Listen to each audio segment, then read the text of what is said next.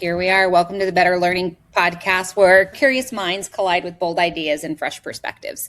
So ultimately, it's about what makes school better for every learner. So I'm your host. I'm joined today by Jessica, our LSI in Massachusetts, and then Courtney, a good friend of mine from, oh my gosh, I always want to say Buffalo, Courtney, it's but okay. Rochester. We're close. We're an hour, right? Right. I'll get it right one of these days. It's all Western New York, so Ra-cha-cha. Ra-cha-cha, yes. I got you. I obviously know all about you. I think Jessica knows a little bit about you, but tell me all things Courtney. Sure. So my full name, Courtney Ter-Velde. I am a certified interior designer in the state of New York. As you mentioned, I live and work in Rochester, although I am from Los Angeles. That's where I was raised, and moved to Rochester in 2008 with my now lovely husband. But through my journey in being a senior interior designer and an interior designer, I have actually since migrated over to project management. So I am kind of going into my second year as a project manager. I work at LaBella Associates. We are a mid-sized full-service AE firm based in Rochester, but we have offices all throughout New York, all throughout the East Coast and down into the South. We also have offices in Madrid and in Scotland. So stop it. So I see a move in your future. Yeah. I know. I really need to brush up on my Spanish. Yeah. You'll be fine. Yeah. You just get it going. Yeah, exactly. Take a little work trip. Yeah. And then I've been involved in A4LE, so Association for Learning Environments, for about 6 years now. Former or past president for New York chapter. I am incoming president for the Northeast Regional Board, and currently acting as secretary for the New York chapter as well. And I serve on another board for a local school district on their student foundation committee, where we raise money throughout the year and then we give student scholarships. So I help put together the gala with the board members and review applications and all sorts of stuff like that. So pretty involved, but it's really where my passion lies, so it doesn't feel like work. Yeah, I was going to say they really know how to get you for sure. Yes, I am love a committee, so I'm usually yes to that. I guess I wouldn't have thought it. So it's only been 6 years. 6 years, but there's a lot that can be accomplished in 6 years. Yeah. So, I think back to, I could tell you the exact time where, even before working for A4LE, that my job, suddenly the focus became on schools and education and design and planning and all of that. And I think that we all, once you get settled into work like we do, we have that defining moment. So do you remember how you first got involved in schools?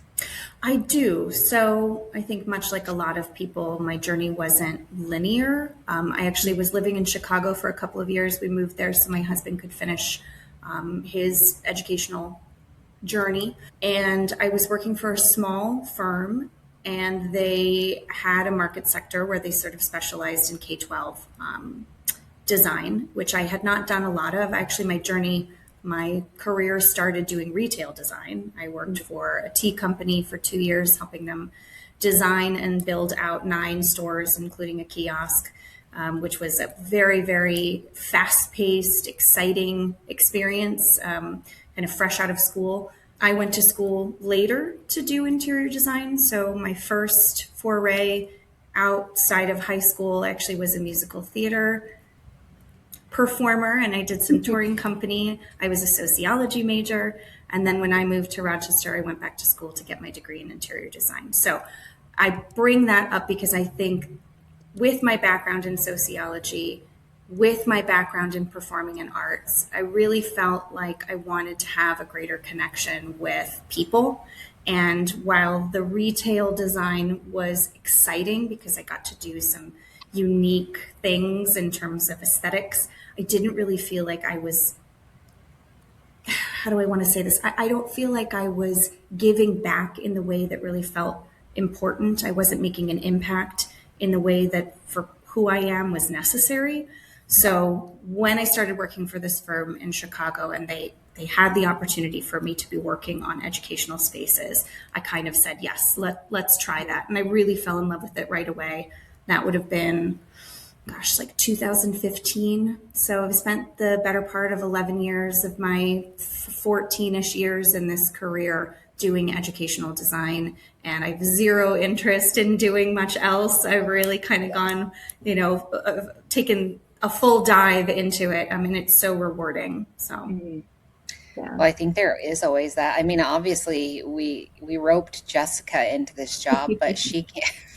I was gonna say, I was like, I come from that passion, absolutely, and education, and I love hearing designers who go into the K-12 space after, because it is such a heartfelt, like it's such a personal, like human being type of thing to be in schools. And I love diving into LaBella Associates, and there was one line that I do want to pull out because it was beautiful, and it said, "Design can reinforce existing behaviors or spark new ones." Mm-hmm. And I love that. It came right from your website, and it like completely aligned to, like Carla said, she kind of recruited me here because I am an educator, and I love when we think about not only design, but schools with students in mind, right? And so we have our radically student-centered, approach. So I would love, in your words, what does it mean to be radically student-centered to you? Sure. So I've mentioned this before, but it always rings true, is you have to really focus on the students, and you have to make design about the impact of the student. Mm-hmm. And designing for educational spaces does not just mean increasing educational adequacy or changing educational outcomes. When we're looking at designing for students, we have to recognize that these spaces, schools, can contribute so much to these students' lives. Yeah. It is a space where they can find safety. It's a space where they can develop who they are, get a sense of self. They might learn trust in a space like this, collaboration, connection. So the educational aspect is certainly important. It is the goal for administrators, I think. But really, if you take a big step back and you widen your aperture on that a school can be so much more. And so taking into consideration those types of spaces, certainly the student demographic, the age ranges, digging into the community needs. Like, we really have to drill down each of these spaces, each of these schools, each of these districts, communities have very unique needs and goals. So it is definitely not a one size fits all. And I just think they are spaces that can just transform students at a really cellular level. When you think about it too, our kids are in school more waking hours than you're with your parent or in your home, right? Yeah. And so I always look at the school, and I just had this conversation with my daughter's principal, is you guys are defining what she's doing, how she's engaged, and two, not just that, but how she can count on you guys as educators and adults who are there to support her, right? Mm-hmm. And I think that goes towards, teachers and education, but I think it also goes towards space, and there's this comfortability of it. And if it's a place where you want to be and you have that sense of belonging, it's completely different than a place that you go and you're just like, gosh, my school's cold, I don't want to be there. I'm freezing all day. That's way smarter words than me, but institutional. Well, and I don't want to discount, we certainly radically student-centered, as it should be, but I don't want to discount the need to also consider those educators, because they are also spending all of their time there, and they have amazingly, generously, graciously gifted their brains, their spirits, their bodies to educating students, their time, all of it. And so, creating these spaces that support them in order to allow them to do these many tasks that we expect of them. There is so much that is being asked of educators, particularly today, that we have to create spaces that support them so that they can really focus on the job and the role. Absolutely. And we think of teaching and learning as so important. It's quite literally the job, right, of an LSI in that teaching and learning space. And I'm curious, was there a time maybe or an experience or a project where you brought in teachers to that design process, and you were able to kind of include them, and can you talk us through that experience? Sure, sure. So I think most projects, which I'm glad to be able to say that most projects we really do our best, and we have some amazing clients who also recognize the value of including educators, administrators, community students. So depending on the what the project is looking to achieve, may determine the stakeholders that we have. Mhm. It's not a project that's been completed. And it's funny, I was on the podcast last year and I talked about a playground, and I'm doing another playground. I mean, who knew that an interior designer, like, as a background, would be so amped up about designing playgrounds, exterior That's spaces, so but I just fun. love them. It's great. So I am working with a district here who has very unique student population. So high level emotional, social, physical, and mental challenges. And so it is critical for us to be working with not only teachers, but the behavioral specialists, the OTPT, because the playground is used for therapeutic reasons as well as play. And play can be therapeutic, but I think, again, just really getting feedback from them on the types of modalities, the types of, apparatus that they're going to need, but then talking with them also about what are the challenges that they may face in working with a student population like this, and how a space that maybe seems simple, a playground, could support them and reinforce whatever it is that they're looking to achieve. So maybe it's a space within the playground where they can bring a student who has difficulty self-regulating, and now this is a space where they can support the student in doing that, and then that benefits them because they are able to attend to the student in a way that they currently can't. Communication is everything, and researching and drilling down and asking the questions, not being afraid, I think, to drill deeper. And it's not to say asking controversial questions, but it's to say beyond surface level questions, right? And in order to do that, and I think we all know this, you have to build trust with your clients, with the end users, and that takes time. So dedicating that time up front, helping them understand that their feedback is invaluable to us being able to execute their vision is huge. Well, yeah, and I think oftentimes it's, having a leader that's going to allow you to ask those questions, and not necessarily Yes. controversial, but ultimately questions that are going to be like, Probing.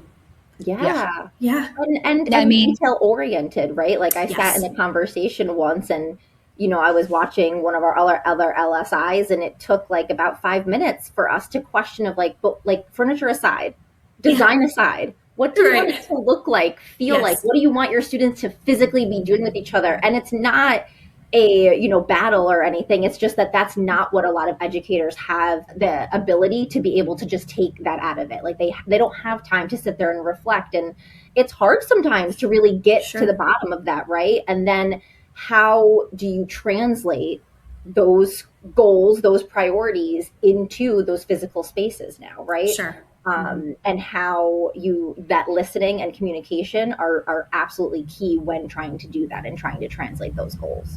Yeah. And I think a lot of it is about empowerment, right? So we want to do that with students. We want to do that with anyone who's using the space, educators included, is empowering them to feel that their voice is valuable, that their opinions are important, and that, expressing those kinds of things to people like us, where we can take that information and actually do something with it. It's just so important. well, I went and did an interview for a project yesterday, and I told them, because I'm like, what's the biggest concern? And they're like, storage. And I'm like, I hate storage. I hate that conversation. And I'm like, but there's something comfortable and uncomfortable, right? Like if you can get them to the point to where you're asking them questions that takes them out of their comfort zone, Sure. and they're truly able to share with you all of the things that have been, because every job has weight, right? Like, and that weighs you down. And it's answering what is going to make this more comfortable for you, like outside of your storage, like Right. Yeah. And uncomfortable questions are sometimes the pivotal ones that get you to the point to where you're just like, okay, so let's unapologetically say like what we need to say, because this is your one time Yeah. that you are sitting in front of, this team or a team that you have the capability of making a lasting impact for, I mean, Yeah. generations, right? Like Sure. you're making decisions that are not like a me and an I Yeah. conversation. This is a us, a them, a we, Yeah. and that goes into the future. Sure. So it's a Absolutely. hard one. So you've 11 years or 14 years in design, 11 Mm-hmm. years in education. Yeah. When you think of, or what do you think the biggest changes within like from your 11 years? I think some are incremental. Certainly, some are major. We can't have this conversation without talking about technology. So, Mhm. advances in technology and how that's being harnessed in the classroom. There are pros and cons. I actually just read an article on and then just watched a news report on, again, it's a kind of Nordic country. I think I had mentioned this actually in a previous podcast, but slightly different. They are actually going back to paper and pen. They are teaching and having students learn with paper and pen. And it's not to say that they're getting rid of technology in the classroom entirely, but they are moving away from digital learning. And part of that is because there's a lot of research that suggests that synthesization really happens at a greater rate with pen and paper than it does with digital learning. So, how can we couple these wonderful advancements in technology and the things that it has allowed for teachers and students to do within spaces, and then also respect, some of those very kind of formal and basic teaching tools and methods that we know really work. So I think, integration where we have even just those, a smart screen, and that's not groundbreaking, but where is it being placed? How is it being used? Do students have access to it? We're moving those things out of the classroom where the teacher is the owner and moving them into common spaces where students can start to collaborate and, meet together and present. Are we moving them into, large group instruction rooms that are less about that forward facing sort of old traditional like hall, where you've got rows of seats and the teacher is at the front, and reevaluating that and having, technology and writable surfaces on all of the walls and mobile and flexible furniture. So now you have not a space that does one thing, but you have a space that does a dozen things, and it can serve students, teachers, community. So that I think has been a really nice advancement, adding the technology. And then I think also recognizing that students learn differently. So 10 years ago, sort of more traditional methods, that the cells and bells, the forward facing, and providing students with opportunities to learn and meet them where they are. Is it individual study? Is it group study? Is it collaborative? Is it project based? Are we doing cross curriculum development where you're learning one set of skills in one classroom and another set of skills in another classroom, and you're putting them together, and you're, all of a sudden the comprehension rate, doubles. Yeah. So I think a lot of it is that, and I applaud again the educators because they're putting together the curriculum. We are just looking to best support and reinforce that curriculum with the design in the spaces. So I'd say those are two pretty major improvements that I'm seeing that are effective.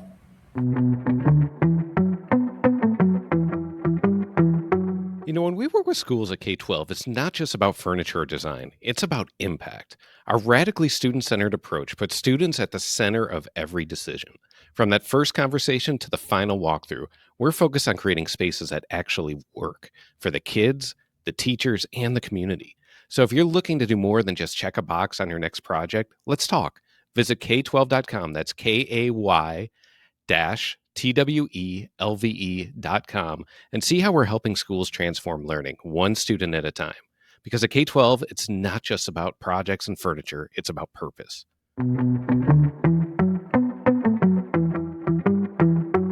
What was your first reaction when you read that article about?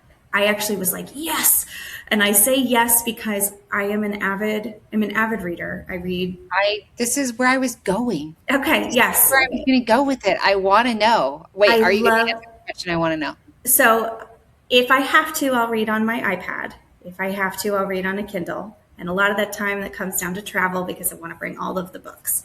But I love nothing more than cracking a spine and a physical book. I love nothing more than going in to a bookstore, new or used, feeling the paper, smelling the paper, the print. I'm a dog ear page. I know some people think, oh, don't do that, but I do. Listen, don't I you go write in there the reading. margins. What? That was I my see Jessica's reaction. reaction. This is where I went when I was listening to that. I'm like, I know Courtney has this love for books like I do because I haven't shared my numbers, but last year, a little disappointed, 112 books, right? That is amazing. I did not even reach that. I'd say I average between 30 and 45, and that feels great. Yeah. Well, that's a combination of Kindle and Audible, right? Oh, So, but you're still learning and you're educating correct. yourself and you're spending your time However, wisely. I want a hard book. Yeah. And I love my Kindle. It's probably the best gift that my kids have given me. But even going back to, I would rather sit down and write a note than to type a note. And I think that we're all just different. So Sure. I was just curious what your Yeah. first thought was when you read the article. And I do think sometimes there's something that goes back to having something in your hand, putting it on paper, Yeah. the memorization aspect to it versus typing it, like all of the different things. And for me, I just, it's just different. Yeah. But yeah. And like you said, I mean, there are people who learn really well digitally. And certainly digital natives, that's all they know. But, I think it's important to always consider what where the research is guiding us and to not discount it. And I don't think it's to say that we are eliminating digital learning and we're getting rid of screens and students aren't going to have to, I mean, that's not realistic, but is there value? And I think certainly there is in learning how to do things in multiple ways. And pen and paper is just one way of learning and one way of synthesizing information. So Yes, because there's moments in our lives, right, when technology doesn't work. It's the most frustrating thing. And I have the ability to write a note, like Carla said, and get to where I need to be, or like, read a map or read like the signs to like be able to travel and navigate a little bit. Can you really read a map? I can read a map pretty good. Okay, I'm not as young as you think I am. But what I love about that is the balance, because there is also like there are certain like new information a lot being in this new industry. I'm constantly like, what's a video that I can watch quick because it's brand new information, where like if I have to reflect on something, or if I'm reading a book that's like totally just like personal, that's going to be a hardcover book. It has to be something that I can physically like pause and sit down with. And I love that with students too, in that, there's going to be times, there's going to be certain subjects that you do want the teaching and learning to be in a certain either platform or a certain type of media. But like you said, not to limit it, because as a person who is very, pen and paper, there are still moments that I know I need a visual with this, or I'm not going to understand it. Yes, absolutely. Yeah. I always need a visual. Right. And so, but I think that you know that, and you know that that's how you learn. Yep. Some people are auditory learners. Some people need to have it physically written down. So, when we talk about students and different learning techniques or ways that students learn, if we are not supporting and designing spaces that can allow for that and that flexibility, what percentage of students are we leaving out? For sure. Absolutely. Yeah, even if we do design for that, what percentage of students are we leaving out? I have an old presentation, Courtney, I'll have to send it to you, but it talks about the number of students that educators actually touch. And I forget who did the study, but the number was so low that ultimately it's like 25%, and it's around 25% of the student population is who really benefits wholly from education. So then what happens to that other 75%? I was definitely, obviously, we all know me well enough by now, I was part of that 75%. But it's just one of those things. I'm like, how do you address the more learners and in a way, and then how do you do that through what we do on a day-to-day basis? Yeah. And in theory, we're all just one piece, right? So on our side where furniture is, it's just one piece of a huge puzzle Huge. that the more we put it together and we're just like, all of this matters, every voice does and every bit of experience does. I don't know that we're getting there, but it's not. We are. And people like us, right? Companies like yours, certainly companies like mine as well. Like yes, we might be a small part, but all of us are so passionate about it and we're committed to it. And I'll take that 25%. I mean, really at the end of the day, you had asked early on, how I got into this, and so much a part of it was really feeling the need to connect and make a difference, even if it's minor. That's so fulfilling, and to be a part of that, and to hear and to see the changes, to hear from the educators or hear from the students 6 months or 2 years later, what it has allowed for them to do or how it has changed the way students are learning or the way they're teaching. I wouldn't give that up for anything. Yeah, I agree. We always have tons of questions that we can ask and tons of different directions that we can go, but I have all these curiosity questions Sure. that aren't necessarily listed. Do you have like an all-time favorite project, or it could be a component of, right? I do. It would be like saying, who's your favorite child, right? She's like, I already know. We all have the answer. Yeah. They know.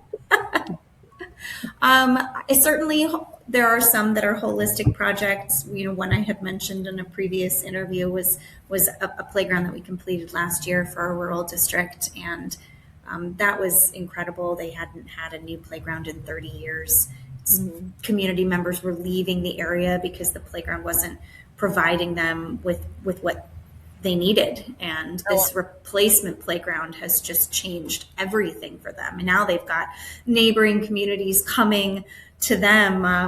My husband actually works with someone who was born and raised there, and she's like, it's all anybody talks about. So nice. That and that was completed last summer, so that still feels really good. I work with a lot of smaller rural communities and districts, and I would say, while it's certainly wonderful when you have big, chunky budgets and you've got lots of schools in a really large district that you can touch, the opportunity to do projects like that at that scale is exciting and it's thrilling. For me, and again, I think it just comes down to sort of where my own goals are, sort of my moral, ethical compass, and what drives me and fuels me as a person is the impact that I see when we are able to work with these smaller rural districts.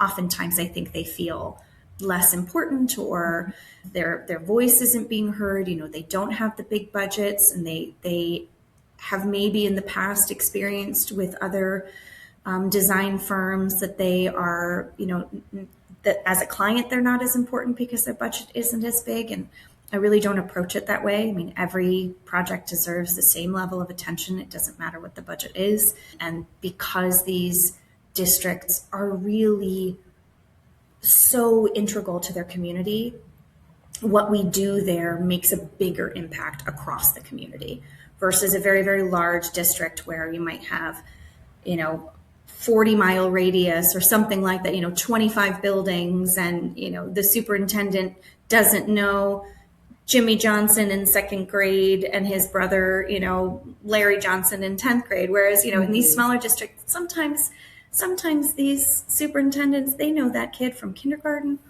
all the way through graduation. Oftentimes the teachers are graduates of that school themselves. So having the history, having the connection, those really are the projects for me that I feel are the most impactful. They're not always the most glamorous, but I really feel like they're the most impactful. We talk about, how many times have you heard me and Adam say that, Jessica?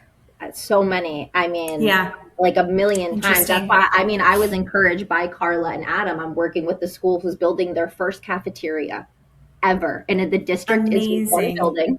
to K to 12, they went home. They went home for lunch if they didn't want to bring it in. The district is so small that they actually can just walk, the 2 blocks to where it was. And I remember I showed up for lunch and I went to their like local diner that also was a pastry store, and I got a bunch of pastries for the district, and I sat down, and it was, we were a carpeted old building that, we were in this little makeshift kind of room, and it was just that type of project is not only rewarding, but secretly as a type A, it's also can be challenging sometimes, right? Oh, because absolutely. you don't have that huge budget and you're trying to balance all of these things, that it's almost like this creative challenge that you and your team gets to go through. And I absolutely love that. And I really appreciate you sharing that about those districts. I know that Rochester, is close to where I was in upstate in Oswego. And my first experience in education, I student taught in Watertown. I student taught in all of those those cities that are just,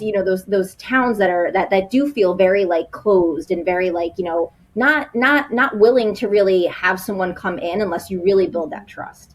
And I worked for an ABCD program, which is an agriculture business child development program. And so the kids that we were servicing were the migrant workers who were working in the field. So they would drop them off at 5:45, then pick them up when the sun went down. And I wasn't there all day, but I took from that as like a 19-year-old girl just getting into education. I mean, that really brought me to wanting to be passionate around kids and wanting to stay in kids, wanting to stay in schools that were smaller, that are really rewarding. And I think the area that you're in, the reason why, LaBella Associates is in so many is because you built that reputation and you built this trust, and community is so clear in your work that it's something that we really appreciate as a company who is completely built on this relationships. That's what we do. We do furniture, but we can't have furniture without having that relationship, that trust, that collaboration, so that, the things that I put in front of you, just like the buildings you design, are actually being utilized, right? For all kids. Absolutely. Yeah. And thank you for that. I'm very proud to be a part of this firm, and I'm proud of the work that we have done and are doing. So that's nice to hear. Thank you. Yeah. I do have a wrap up, Carla, if you want me to, because going on the do a wrap up? Well, I just wanted to ask about resources, because another thing that I did, not the whole wrap up, Carla, but, diving into the work, I know there's like a newsletter that you guys, put out for educators and for design communities. And so with your belief in, the evidence-based research, design, do you have like a resource or insight that you want to share, with all of our readers or all of our listeners in design communities? I mean, I think our best resources are people like you, right? Really knowing who, as a designer, as a project manager, my resources are all of the manufacturers, all of the vendors reps, all of the people who, like you said, like you are on the furniture side and you can't put furniture in unless there's a space to put it down in. Well, we feel the same way, right? We could design a shell, but we're not going to be able to design a successful project without having access to the resources and these types of relationships that we're able to develop too. You can only know so much, and it's important for me, my expertise in terms of educational design is a component of what educational design is, as a holistic piece. So I think I'm smart enough to know I only know what I know, right? And who to reach out to. We don't know what we don't know, no. And to reach out to those who are experts in their area of design, and working collectively to really shape those spaces and to, we talk about those support tools, or, whether it's technology, it's furniture, it's finishes, it's lighting, all of those are parts and pieces of the overall design and make or break the ability for a project to be successful. So I don't know if that's unique or a secret by any means, but certainly has served me well in my own career, is really connecting with and developing important relationships, professional, courteous relationships with the other design professionals. Yeah, our biggest asset is people. I always say that. Yes, that's a perfect way to say it. And it doesn't make a difference on, where on the totem pole you believe that someone is at some point in time. one relationship can define the outcome of something. One phone call can make a huge difference, and it's, I just think it's people.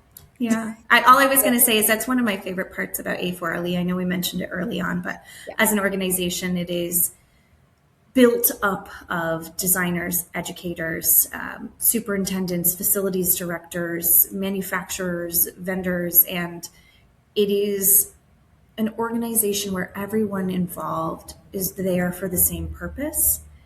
And that is huge. And so resource sharing is just a part of how the chapters communicate, the types of tours or CEUs that get put on, the conferences, all of that. It is about resource sharing. It is about learning, pushing the needle, to get to better. We are all working our way towards that. So that's another great resource, I think, too. Yeah, for sure. And I think that's an organization too. And obviously I have a different perspective than most people, but as a member and as a team member, for some reason, it's very different than other organizations. It breaks down the competitor barriers in so many instances where, you might walk out of a project interview and see your biggest competition, like sitting there waiting to go in next. But in 2 weeks, you're going to be sitting at, a social function or something, and you're going to be sharing with that person because at the end of the day, that's what matters most. The competition is still there. Like, don't get me wrong. But I do think that in those environments, like it breaks that barrier down. I agree. And if everyone's goal is to create better educational spaces, then by sharing that information and having other firms be successful at doing it, all you've done is just promoted the fact that it works.